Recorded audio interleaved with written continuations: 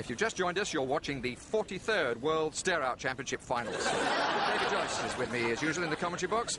Solovka looks impenetrable, doesn't he, David? Good afternoon, John. Good afternoon, everyone.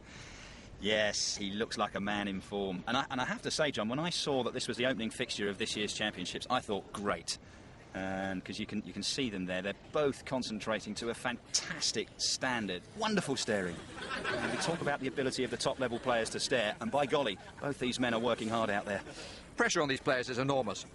One blink, and it's all over. It was a terrible incident, and it's completely unrepresentative of the hundreds and thousands of decent stare-out fans.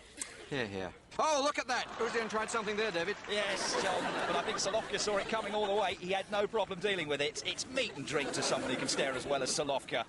They're so familiar with each other's game. And of course, as a result of that, we've got a very well-balanced match here. I think all that speculation in the papers has made Solovka even more determined to prove his detractors wrong.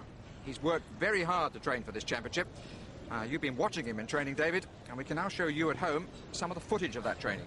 Here he is. This is Solovka actually in training here, and my goodness me, what a sight.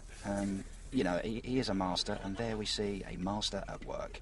He uses the metronome there to keep the rhythm, and he just stares at himself for 10 hours every day.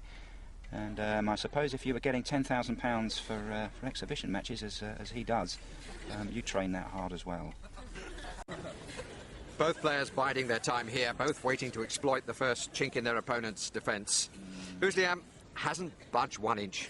But just look at the concentration on the players' faces. I mean, pure professionalism. Oh, not a flicker. Not a flicker. There was a fella standing there with his, what can you call it, hanging out, and they didn't budge an inch. Talking of the boys, you've got to say the boys in blue, the police acted very promptly. And that's the last that spectator will see of this match. Yeah. Doubt this pop up on What Happened Next in some sports programme. Extraordinary stuff.